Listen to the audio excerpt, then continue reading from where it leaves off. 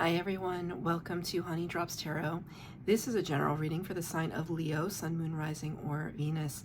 Leo, thank you so much for being here. Thank you for all of your likes, shares, and subscribes. I truly appreciate it. Just a quick note, please do not fall for any scammers. I will never reach out to solicit for a private reading. I do offer private readings, and if you're interested in signing up for one of those or in making a donation, the information regarding that can be found in the About section of my YouTube page, and I thank you so much in advance. Leo, I'm trying to reach 500 subscribers by the end of the year, and I'm hoping that you can spread the word about my page to anyone who you think would be interested in the messages that Spirit has on this page for them. Please let them know about it. I'd really appreciate it. And if you've already subscribed to my page, thank you so much. So I'm starting something new. We'll see how it works out. I started doing like a little mini meditation before all the readings that I've done so far in this series, and I started writing everything down, and so I wanted to show you what I wrote down. I dated it for today's date, the date that I'm recording, but tarot is timeless, so you could be watching this a year from now. Don't pay attention to the date, pay attention to the message, okay? So here's the list. It's a little chicken scratchy, but we'll make do. Connect 4, like the game, a drawbridge, right ear pain. I was feeling a little bit of ear pain. Carpal tunnel syndrome, which I believe is like, it's not tennis elbow, but it has something to do with the wrist. Utah, the state of Utah, and specifically, I was going to say the Valley of Monuments, but I think it's actually called Monument Valley. I'm not actually sure if that's even in Utah, but I think it is. Monument Valley. Sea otters, Japan. Netting, like a hair net or a veil, like a lace veil, you know, and sometimes when people, you know, they mourn or they're, you know, widows or widowers, but probably just widows. They wear like that black, you know, even in movies, I saw that netting, but I also saw a hairnet. Saltines, which immediately makes me think of like, oh, is someone pregnant? And a beetle, like a scarab beetle. I don't think it's like the Beatles, like the band, although it could be, but that's not what I spelled here. I spelled beetle as in the bug. Could be the car, Volkswagen, not sure. So here's your list for today. These may show up in your reading today, they may not, but just take it as it resonates. You're going to be doing your reading today with the Light Seers Tarot and pulling an oracle card from the Gateway of Light Activation deck. So Leo, I hope that you're doing well. First of the fire signs, get their reading. You got angelic frequency. Angels are here. You are safe. Potent connection. How beautiful is that? Very fiery seeming energy. You know what's crazy? Have you ever seen depictions of how, so I don't know because I've only read parts of the Bible. Like, I'm not Christian. I've never read the whole Bible, but I've studied religion and stuff in school. But there's like parts of the Bible that actually describe angels, I guess. And they don't look like the beautiful depictions that we see in artwork and in sacred texts and stuff like that, with like, they're bigger than life and they're like with angel wings, and like, they don't look like that.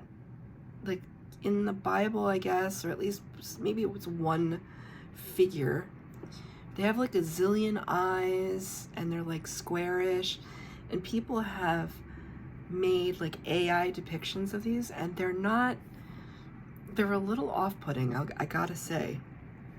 And so I'm looking at this beautiful, you know, otherworldly, angelic depiction, but I'm immediately thinking of that other depiction which I guess is more biblically accurate.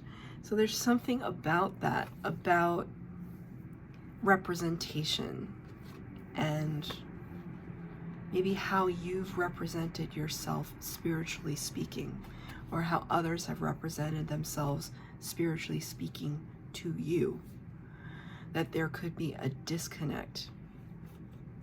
Okay, which is not to say like a farce or a betrayal or a like total deceit or anything like that. Like that's not what I'm saying. But it's kind of like you think divinity would look one way, and then you turn around and learn the lessons and it looks completely different. It's that idea that when you go through your dark night of the soul, that the process is just like, oh, God speaks to you and the angels speak, and you just have this beautiful, loving connection, which, I mean, those things could be true. But you ask people,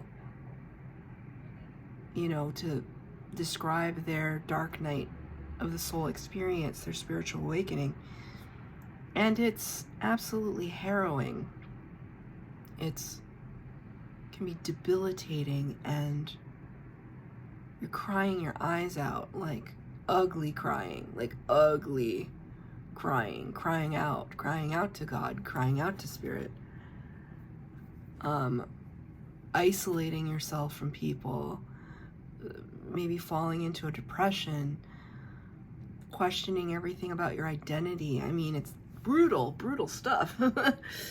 So I think that's what is, I just heard spiritual bypassing. Okay, so I mean, this is the theme right now. And I don't know if this has to do with you in particular, people that you're dealing with, and being at the crossroads of that. Like, I've been taught that this is what divinity and spirituality should look like, but my own experience and intersection with spirituality and my own divinity looks completely different. And I think it's about coming to an acceptance of what that map looks like to you, and that it doesn't need to look like other people's, and that no matter what, you are being divinely guided and protected, no matter what it looks like. Angels are here, you are safe. Potent connection, you are connecting. Even if your phone line doesn't look like everybody else's phone line, it's still, you're still connecting. Even by asking the question, right? By questioning what it is that we believe, we actually draw closer to what it is that we believe. When you can look at something and try to be objective about it and say, do I actually believe in God? Do I believe in spirit? Do I believe in this process? You have to question it, right? Because otherwise it's just you're just blind to everything. And I just heard the expression lamb to the slaughter. So take that as it resonates. And a lot of people might not agree with that. A lot of people might be like, no, that's not piety, that you should be pious and you should be, I also just heard the word subservient. You should be dedicated and faithful and loyal, right? All those are good words too. But I think whoever is resonating with this message, it's like you're coming to your own conclusions about that. And what's so beautiful about that is when you come to your own conclusions and you come to find God again, perhaps, or spirit, or whatever you want to call it, your connection to that divine entity becomes even stronger because you were brave enough to question it. This is the theme. This is what I feel. 4 cards for the base spread, 4 cards for the clarifier. Okay, past, present, and future. We shall see what comes out for you. a lot of the signs, I've done all the water signs so far. There's some overlap in some of the cards that have, these have been thoroughly shuffled. And some of the same cards are popping out, which tells me that it's the theme that's running throughout the month right now, or this time period of time when you're watching.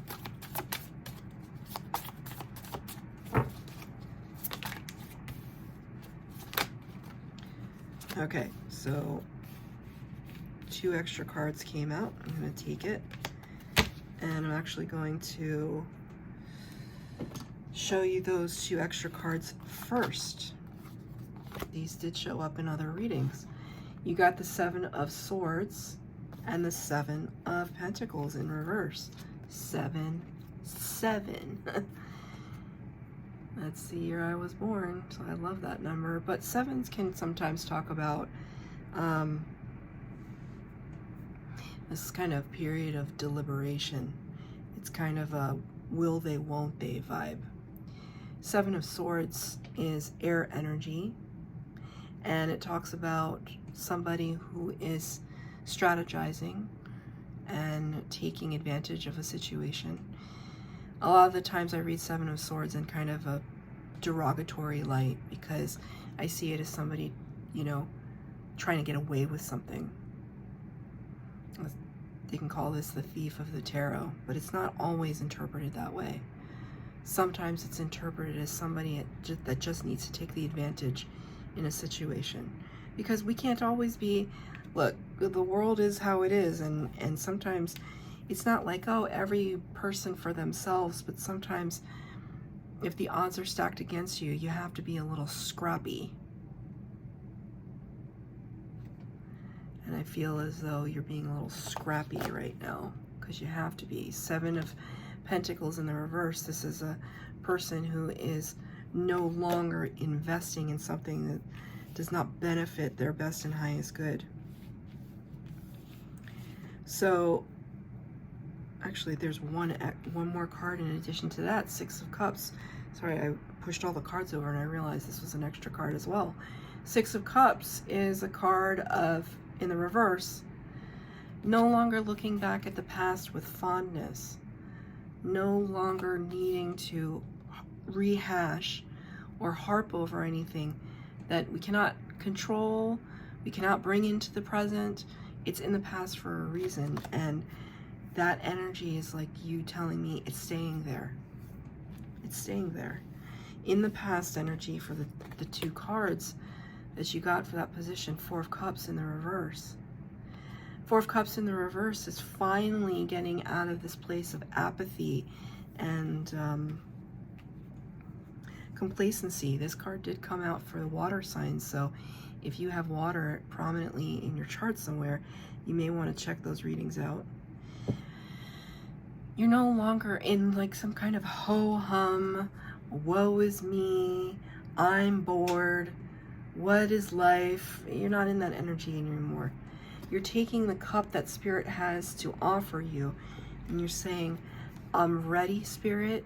Here we are with the 3 of Pentacles, the card of co-creation. I'm ready. I see you. Let's do this.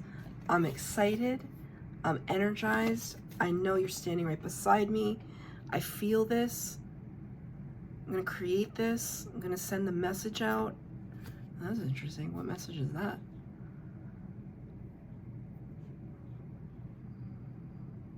Because I almost see this as like, you know, they're mandalas. I see it as like a traffic signal. But they're mandalas on this tapestry. Almost like there's a...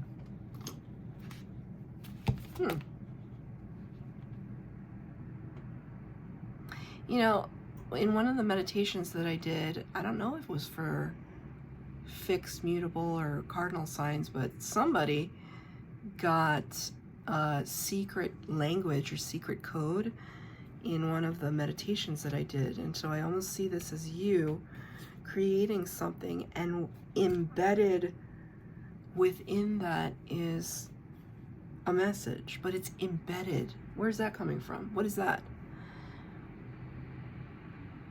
not full-on subliminal messaging, that's not what I'm saying, but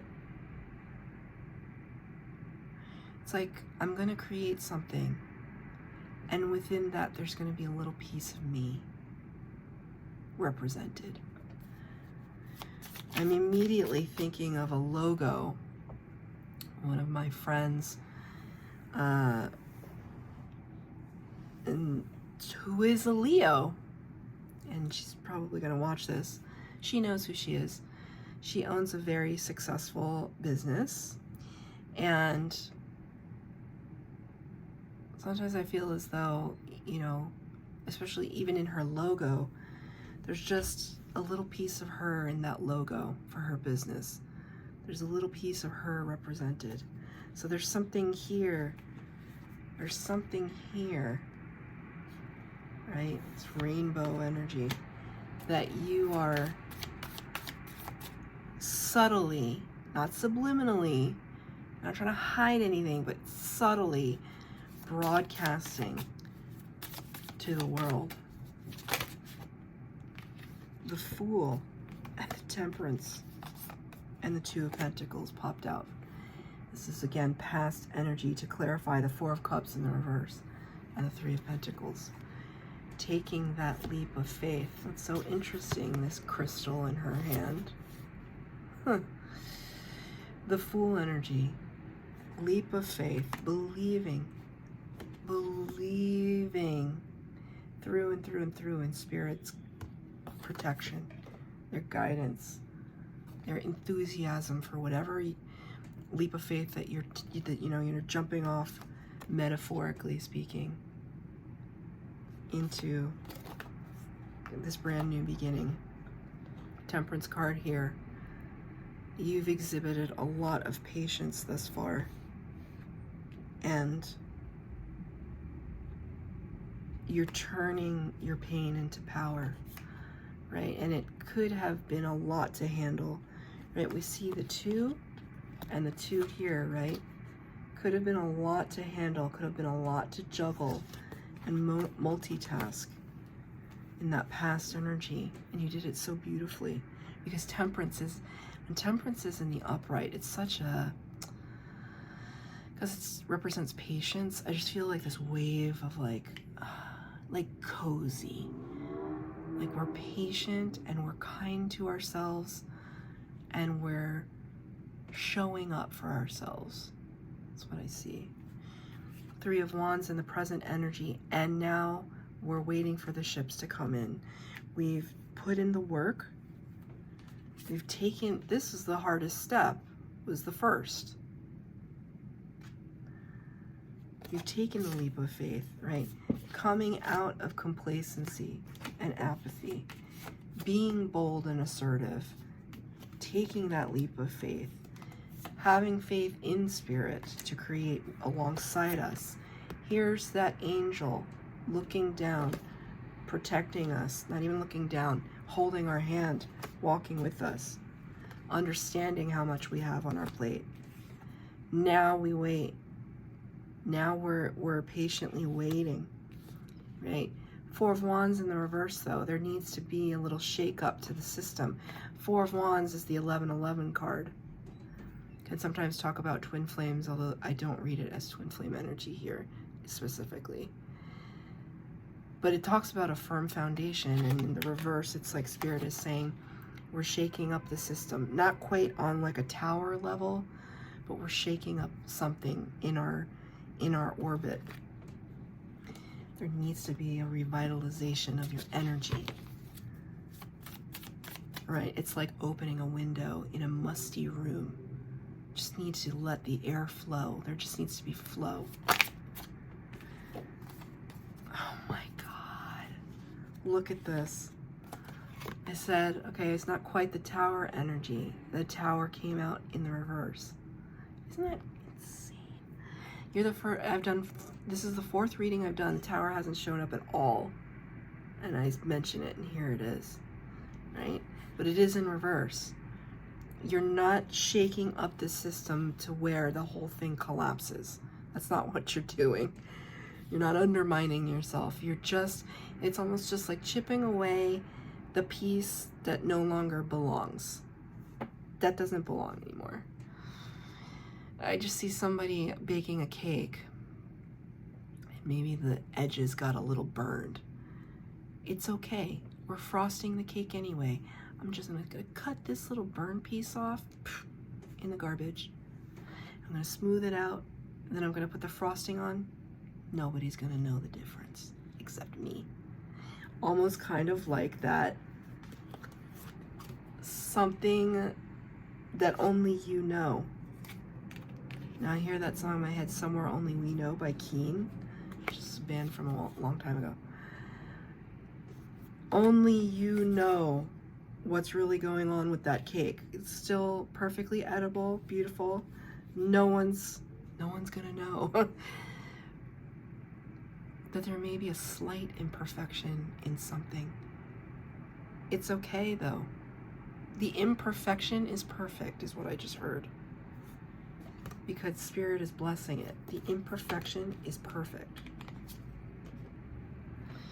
The Tower has not yet fallen. The King of Cups here. This is Scorpio energy in reverse. Thank you, Spirit. It could be time to be real about your feelings towards something. This energy about what it is that you're having to cut off, the burned piece, that if you kept it in the cake, it would make the cake taste bitter. It's like, let's say it's a friendship circle, and there's one kind of toxic person that nobody really likes, but they invite anyway. Maybe you're the one to be like, I'm not really tolerating that anymore. That person's kind of toxic, and I'm just gonna back away slowly. And whatever the situation is, the King of Cups in the reverse is somebody who's still working through their emotions. Because in the upright, he's very, very cognizant and measured and has a lot of equilibrium in his emotional state. But in the reverse, there could be some ups and downs. So Spirit is asking you to kind of look at that. Don't ignore it, basically. Like, we can't ignore, like, if something's like kind of eating away at you, you don't want to ignore it. Because if you continue to ignore it, Spirit could send in the lightning bolt and shake things up even more for you in a way that you no longer have control. So I always tell people, it's kind of like regarding the Tower energy,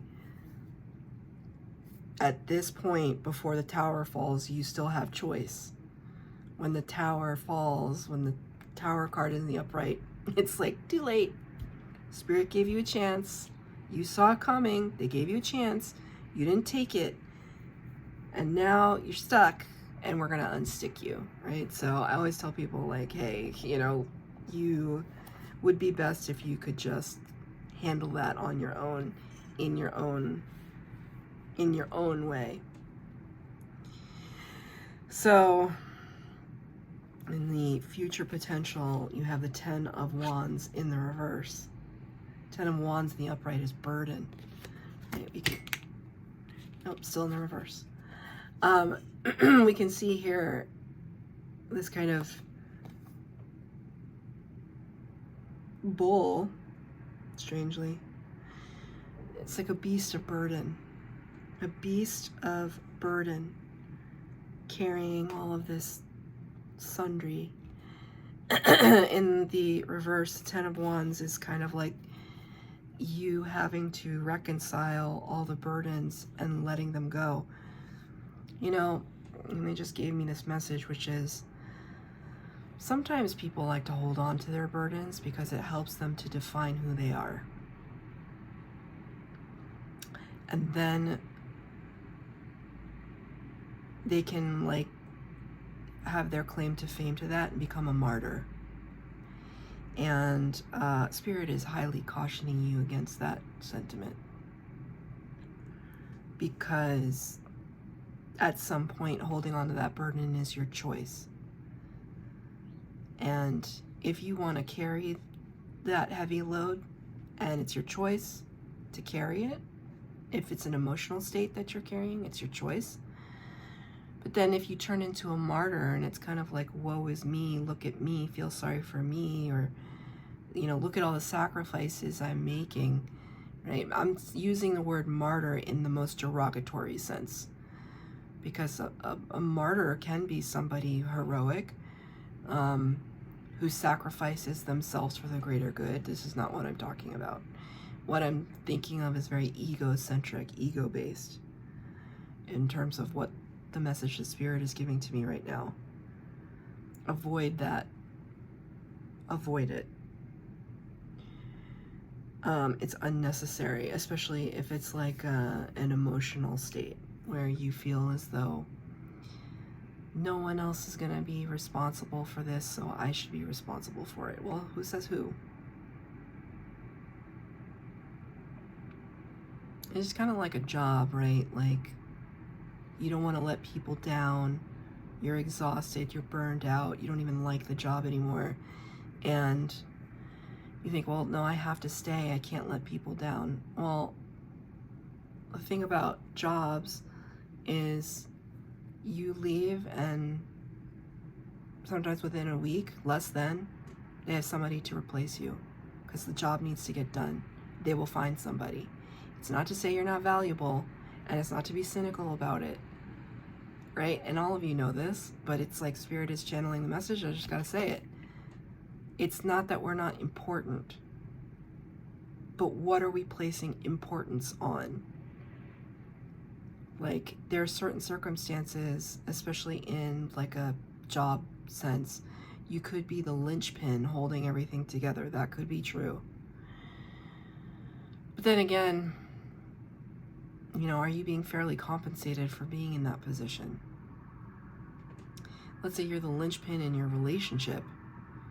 Why are you picking up all the slack? There's another person in the relationship who's not kind of fulfilling their side of the bargain. And here comes the emergency response vehicles. Emergency, emergency, this message, all right?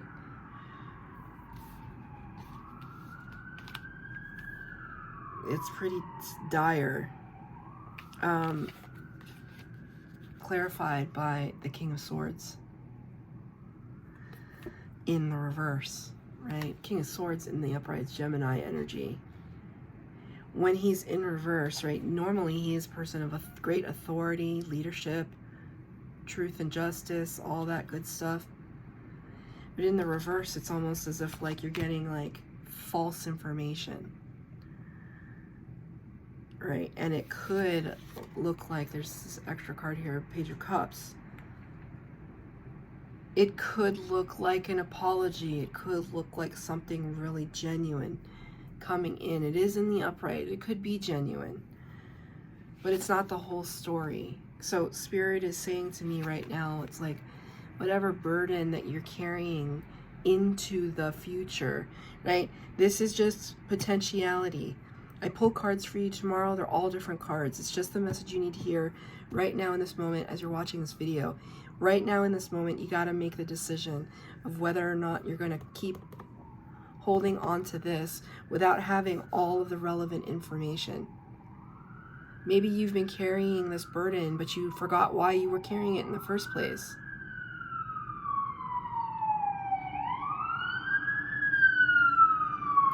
This time the cop car went right underneath my window. Like, emergency. Like, this is like, please listen to this message. It's really crucial. Ask yourself what you're holding on to and who told you you had to do that. If it was you that told you you had to do that, then you have some really deep introspection to do, because Spirit is telling me, let it go and give it up to Spirit.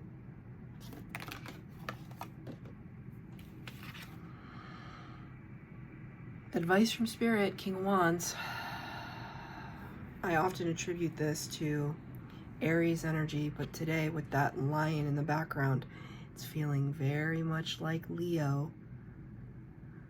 And also, it's very much attributed to Leo energy. Like other readers would attribute it to Leo, but I always attribute it to Aries.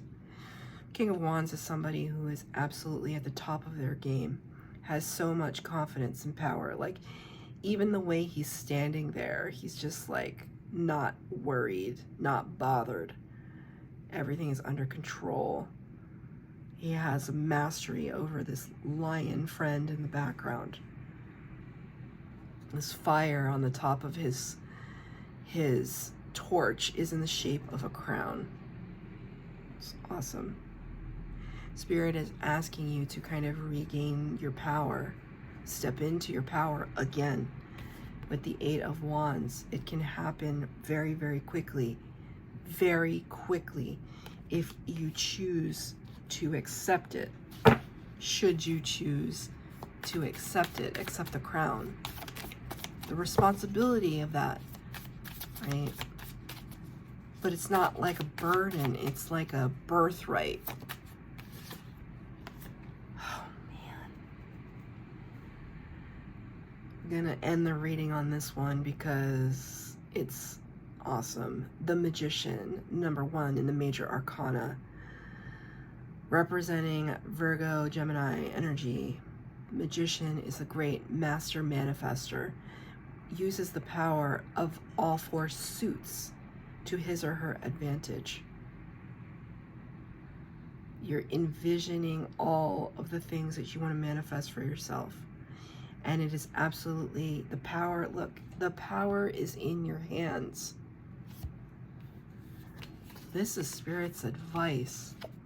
This is such boss energy. It's crazy how boss energy this is. This is their advice, though. And this is what you could be stepping into if you released what you don't need to be holding on to anymore. Because how can you hold on to this torch and crown if you've got to deal with this, right? Too much. So that's your reading, Leo. I hope that it resonated. If it did, please like, share, subscribe, comment down below. Please hit the bell notification if you'd like to be updated as to when I post new readings. Thank you, Leo.